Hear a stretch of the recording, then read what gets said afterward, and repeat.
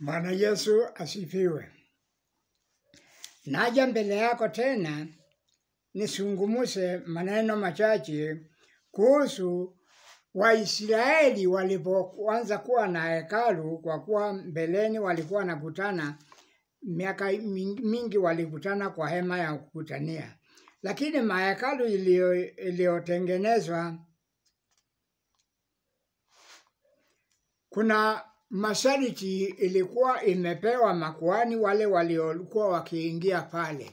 Kwanza, hekalu ni nyumba imejengwa mzuri ya kumwabudu Mungu, na watu walikuwa wakiingia hekaluni kuabudu Mungu. Lakini pale mbele pamekatwa sehemu, imewekwa pasia ili kuhani akiingia na pale watu wasio wakimuona. Na hapo ndio penye maneno. Sio ni nyumba ingine, nataka nikwambie uweze kuelewa, sika nyumba kadogo. Ni nyumba hiyo ya kuingia hawa makuhani, ni nyumba iliyo na urefu wa viti 60, upana viti 30, na kwenda juu paa ni 45.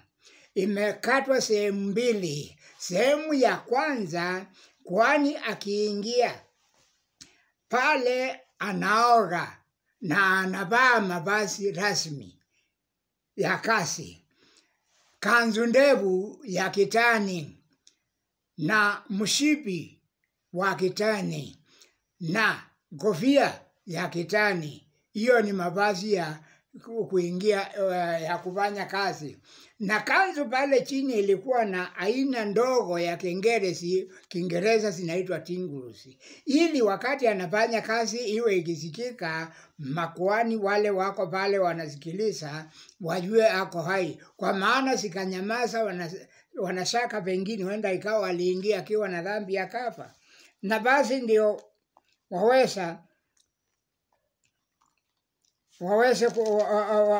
wanatingisa kitu waweze kusikia kama yuko hai.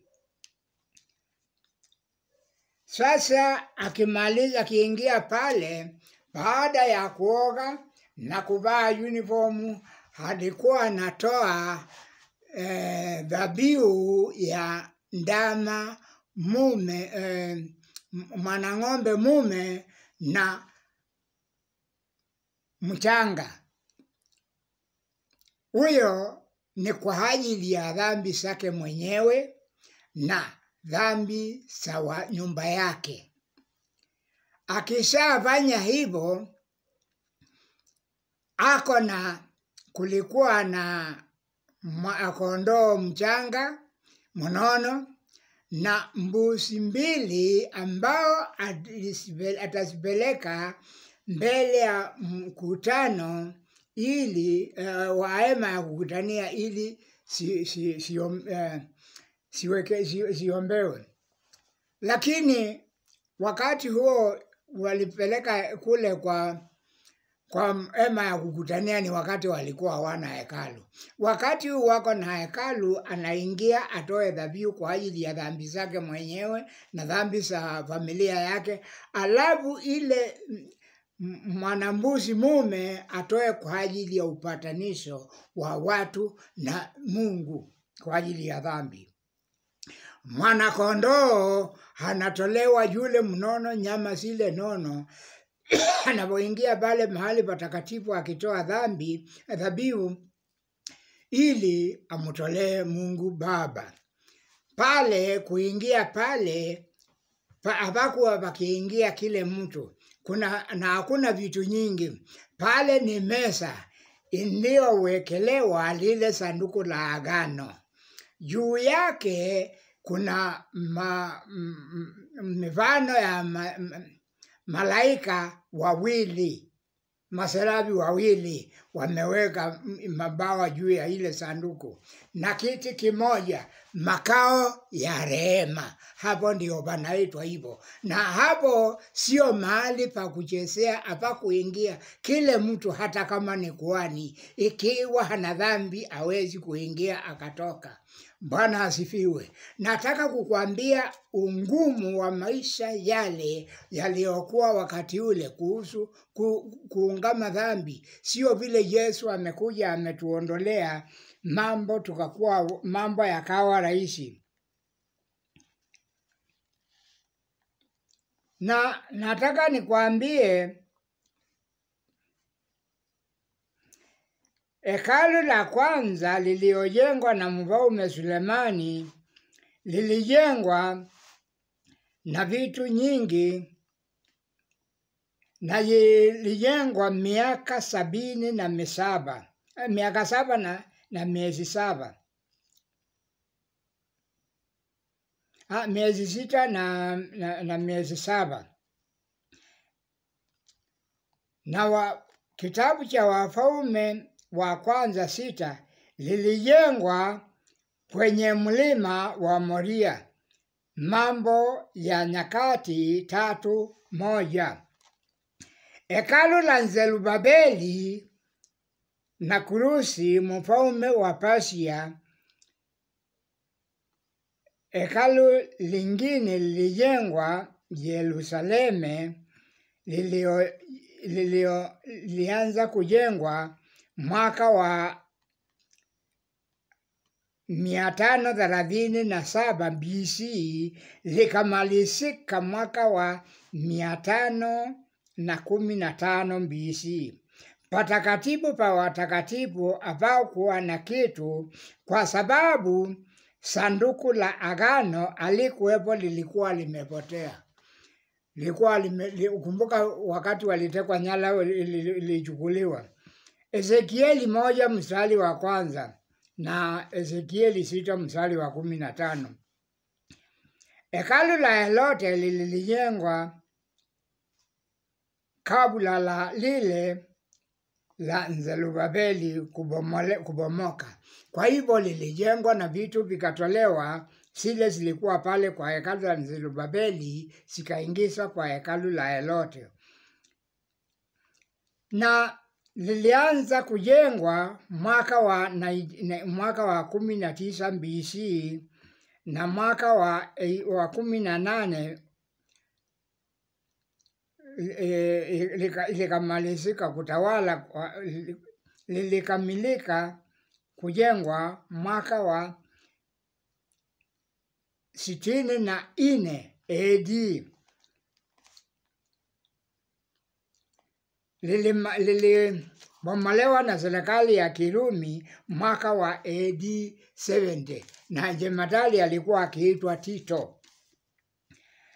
Katika wakati wa Yesu Kristo alipokuja, hapakuwa na haja ya hekalu. Baada ya Yesu kuangikwa msalabani, yeye akawa ndio sadaka yetu na mambo yote yakatendeka. Matendo ya Mitume 2:47 na Matendo ya Mitume 5:11 na Matendo ya Mitume na Waefeso 5 mstari wake 23 na 25. Wakristo mahali wanaokutania panaitwa kanisa. Wakristo ni kanisa la Kristo. Sasa mambo yalianza kubadilika wakati Kristo aliangikwa msalabani, lakini kuna kanisa lililojulikana la kiroho ya wale wote walioamini, wale waliamini damu ya Yesu Kristo. Wakorintho wa kwanza 1 mstari wa 2, 12 mstari wa 12, na Petro wa kwanza 2 mstari wake wa 9 na wa 10. Na hiyo katika wakati wa Yesu Kristo alituokoa,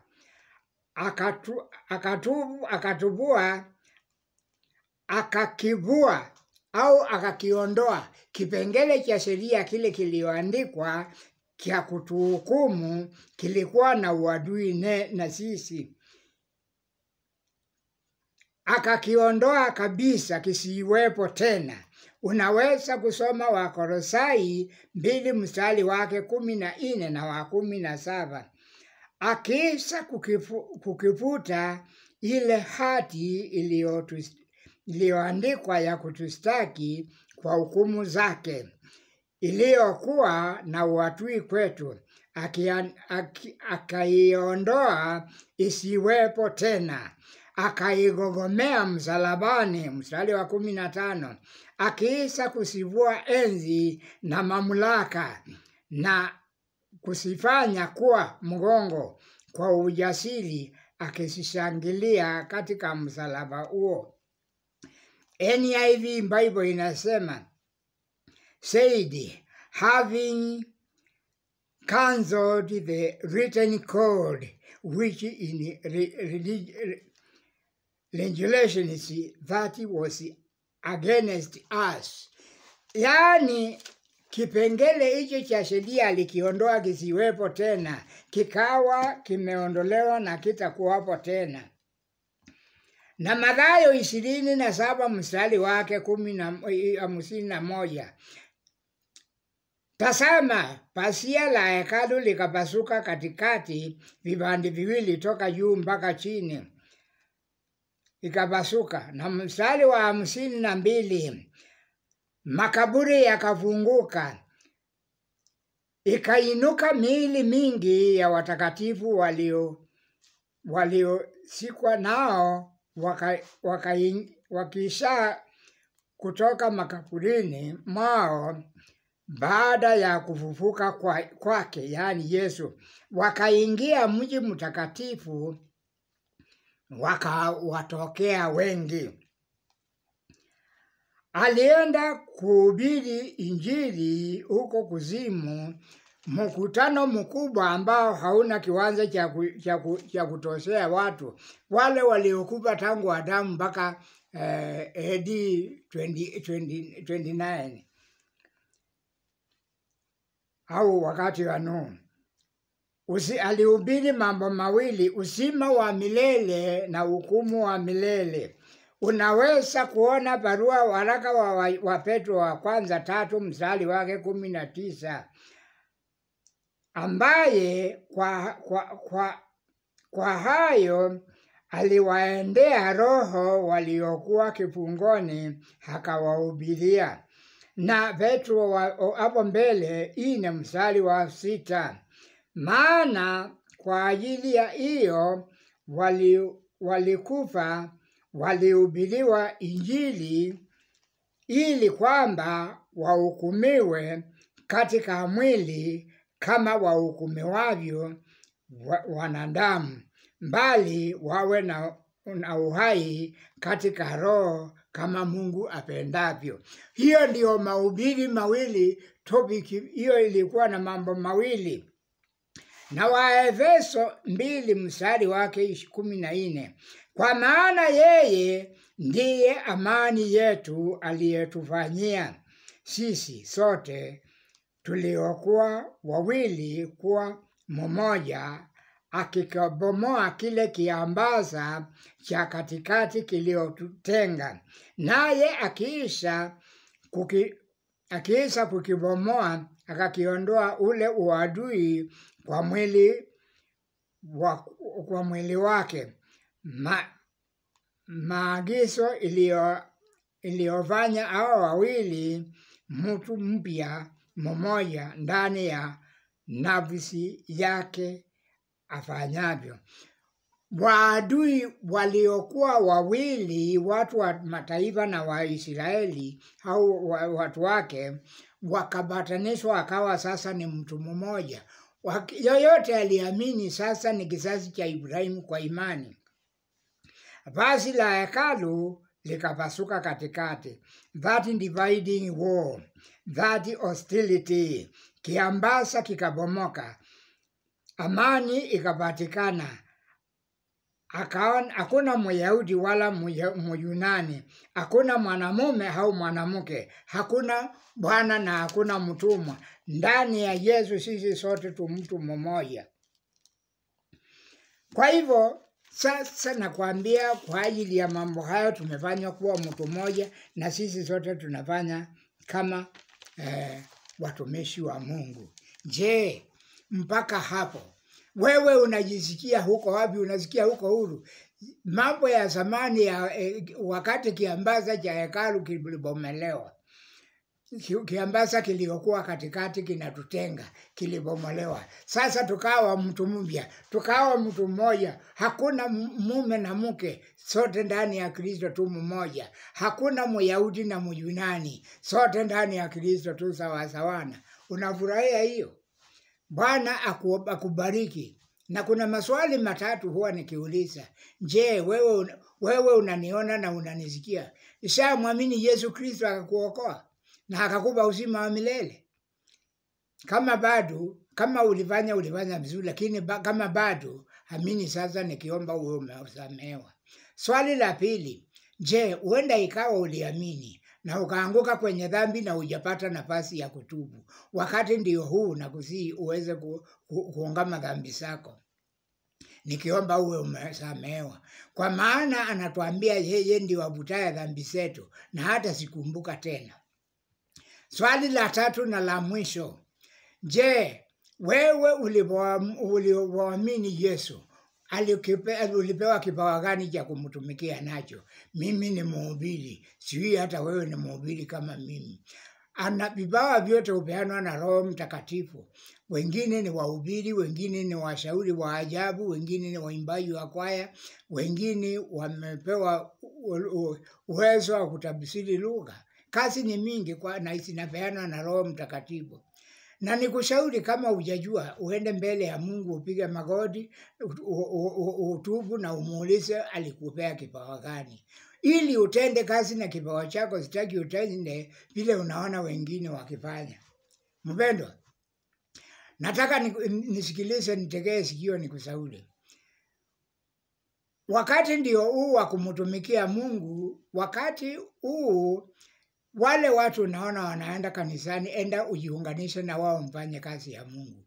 Kwa maana Yesu alipokuwa hapa duniani alituambia tusijiwekee utajiri wetu hapa duniani, pahali pikapo vitu na hata kutu huingia na kuharibu na hata mwizi huingia na kuiba. Unaweza kusoma Mathayo 6 mstari wake 19. Na maneno ya Mungu inasema hivi.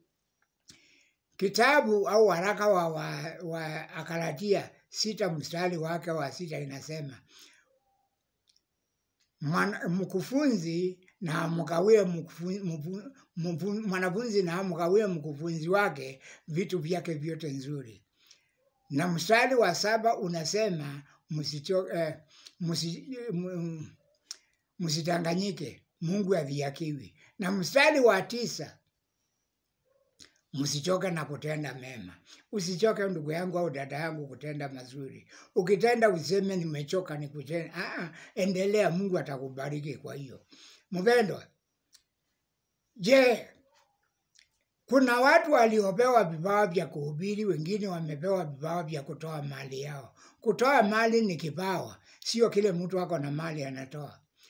Wengine walipewa, kama wewe ni mfanyabiashara au wewe ni mfanyikazi unaoajiriwa, unaofanya kazi siku 30 ukapata mshahara. Mungu alikupea kipawa kazi hiyo ili uweze kumtumikia na kile unatoa pale. Na hiyo utapata mshahara kwa ajili ya hiyo. Nikwambie, kitabu cha Wakorintho wa pili, waraka wa Korintho wa pili mstari wake kifungu cha 9 mstari wake 13 na 14. 13 yasema, wale waliofanya kazi ya hekalu walikula vya hekalu, na wale walifanya madhabahuni walikula vitu vya madhabahu, kwa kuwa kuna sehemu yao. Na Yesu akaamuru mstari wa 14, mhubiri wa injili atakula injili hiyo, kwa kuwa mfanyikazi anastahili kupata mshahara wake. Mpendwa, mhubiri anakuhubiria kama vile sasa mimi nakuhubiria. We ni mtumishi wako, mpatie kile unastahili kumpatia, ukijua unaweka akiba mbinguni. Unaweza kukosa kuamini kwa kuwa ni kasee tu unaona, lakini maneno ni ya Mungu si ya kasee.